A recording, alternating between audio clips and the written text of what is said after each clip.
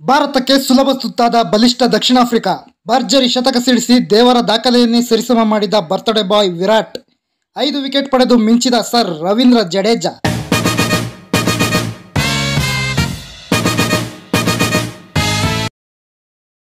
Cricket Kashi ಕೋಲ್ಕತ್ತಾದ Eden Garden ಕ್ರೀಡಾಂಗಣದಲ್ಲಿ ವಿರಾಟ್ ಕೊಹ್ಲಿ ಅವರ 49ನೇ ಶತಕದ ದಾಹವನ್ನು ಅವರ ಹುಟ್ಟುಹಬ್ಬದ ದಿನವೇ ನೆರವೇರಿಸಿಕೊಂಡರು.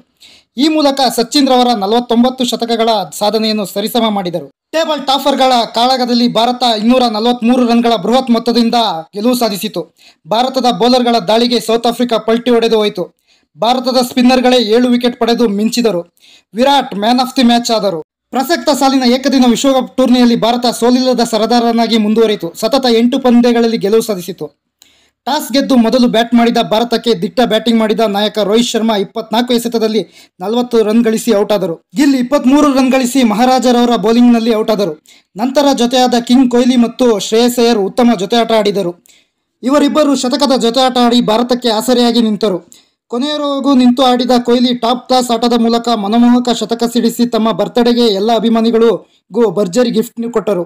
ಹಾಗೂ ಸಚಿನ್ನ ODIನ 49 ಶತಕಗಳ ದಾಖಲೆಯನ್ನು ಸರಿಸಮ ಮಾಡಿದರು. ಅಲ್ಲದೆ ವಿಶ್ವಕಪ್ನಲ್ಲಿ ಸಚಿನ್ ಮತ್ತು ರಿಕಿ ಪಾಂಟಿಂಗ್ ನಂತರ ಅತಿ ಹೆಚ್ಚು ರನ್ ಗಳಿಸಿದ 3ನೇ ಬ್ಯಾಟರ್ ಎಂದೆನಿಸಿದರು. ಅಂತಿಮವಾಗಿ ಭಾರತ 50 ಓವರ್ಗಳಲ್ಲಿ 326 ರನ್ ಗಳಿಸಿತು. ಇನ್ನು ಚೇಸ್ ಮಾಡಲು ಬಂದ ಟೂರ್ನಿಯಲ್ಲೇ ಅತ್ಯಂತ ಅಪಾಯಕಾರಿ ಬ್ಯಾಟಿಂಗ್ ವಿಭಾಗ ಹೊಂದಿದ್ದ ಹರಿಣಗಳ ಪಡೆಯನ್ನು ಕೇವಲ 83 ರನ್ಗಳಿಗೆ ಆಲ್ಔಟ್ ಮಾಡಿ 243 ರನ್ಗಳ ಬೃಹತ್ ಅಂತರದಿಂದ ಭಾರತ ಗೆಲುವು ಸಾಧಿಸಿತು. ಸ್ಟಾರ್ ಬ್ಯಾಟರ್ಗಳ ದಂಡನ್ನೇ ಹೊಂದಿರುವ ಬಲಿಷ್ಠ ದಕ್ಷಿಣ ಆಫ್ರಿಕಾ ತಂಡ ಟೀಂ ಇಂಡಿಯಾದ ಬಲಿಷ್ಠ ಬೌಲಿಂಗ್ ವಿಭಾಗದ ಎದುರು ಪೆವಿಲಿಯನ್ ಪರೇಡ್ ನಡೆಸಿತು.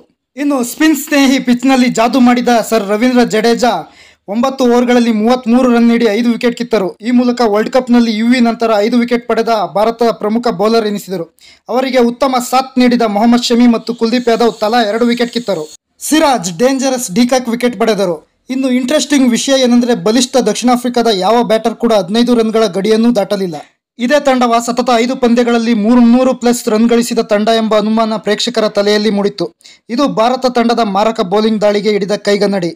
ಸೌತ್ ಆಫ್ರಿಕಾ ತಮ್ಮ ಇಡೀ ಇನ್ನಿಂಗ್ಸ್ನಲ್ಲಿ ಒಂದೇ ಒಂದು ಸಿಕ್ಸರ್ ಸಹ ಬಾರಿಸಲಿಲ್ಲ. ಅಲ್ಲದೆ ವಿರಾಟ್ ಕೊಹ್ಲಿ ಗಳಿಸಿದ 101 ರನ್ ಸಹ ಇಡೀ ತಂಡ ಸೇರಿ ಮಾಡಲಿಲ್ಲ.